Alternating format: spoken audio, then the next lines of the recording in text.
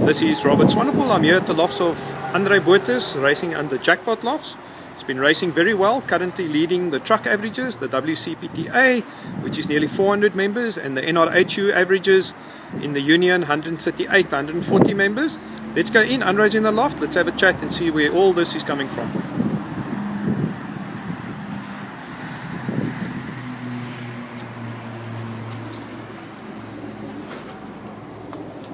Alright, there we go. Andre, easier. Alright, Andre, if you don't mind, I'm going to leave that door open behind us. No problem. I'm sure the birds won't go out. Now tell us, Andre, where did it all begin? Your fascination with pigeons? It started in my first, I was racing with my father as a youngster, and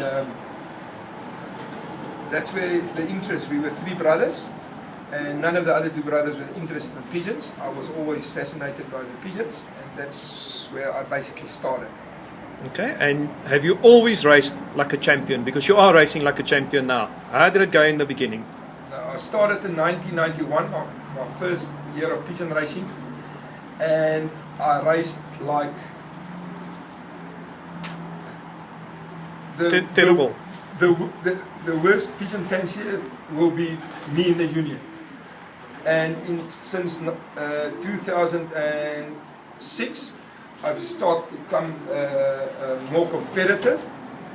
And 2007 and 8, I had good years, some good union wins.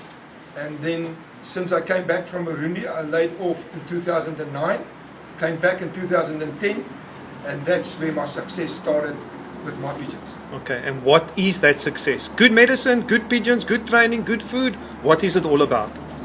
Good pigeons and manageable training. And a loft full of pigeons or small numbers? Last year I started with 58 pigeons. No, 64. This year I started with 58 pigeons, and there is still 46 left in my loft.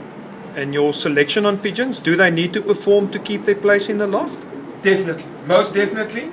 If a pigeon don't perform, I do not say it's a bad pigeon, because I had some pigeons out of my number 1 cock that haven't performed in the stock loft, and they're breeding champions. Okay, but to be in the racing loft, they need to earn a place. They need to earn a place. And your take on medication with pigeons, how important is it? Is it the golden thread in pigeon racing? I believe it is the golden thread in pigeon racing, definitely. Since 2010, I cut my medicine with between 50 and 60%. Try to go more natural. You need to do the necessary, and you need to take these pigeons to a professional guy to really tell you this pigeon got cancer, this pigeon got candida, to tell you you have to treat it. But otherwise, be careful. Overuse of medicine will put you away. Okay, Andre, training of pigeons. You told me the other day some birds you were preparing, you actually took them and single tossed them from Piketberg, which is about 150 k's, I think, from about 120 k's away to single toss. Do you think that is really necessary in the sport of pigeon racing? I don't think it is 100% necessary, but we had a long distance race, Tennyson. You want your pigeons to be a leader. And the only way a pigeon can be a real leader is if you toss him by himself and he finds his home that way. Okay, and now tell me, as far as the feed of the pigeon goes, the feeding system, do you feed on a ration? Do you feed as much as they want? Do you add special seeds? What do you do for the birds? All right. When we're in the beginning of the season, I believe I go 50% on a Friday, Saturday, Sunday, and a Monday. 50% sunflower and 50% Robertson breeding mix. With one hand of safflower to 50 pigeons. That is how I feed them. But getting closer to racing, the racing day. In the beginning we basket on Fridays. When we get closer to basketing day, I cut down on it. Till up to Tuesday, I stay with that mixture. Then on Wednesday, Thursday, I go back to my normal racing mixture with one hand of safflower for every 20 birds, sunflower for every 20 birds. And I feed my pigeons as much as I want, at least till the third or fourth pigeon go to the water trough. Okay. And as the distance comes, do you up the energy, the seeds, the oil seeds? When the distance comes, I will feed them on the Friday and Saturday still with the sunflower. I will up my safflower mixture and a little bit of linseed or canola seed to bring up the oil capacity to get a bit of the fat for that pigeon to be able to race the distance. And then I will, from Sunday, I will have normal racing mixture with still one hand of sunflower for every 20 birds. Okay, so let's recap then. Training, essential.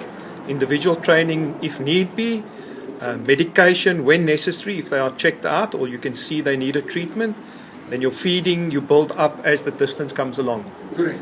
Okay, now something I need to ask you. What do you love about pigeons? What's so exciting about this strange hobby that we all try and do well in?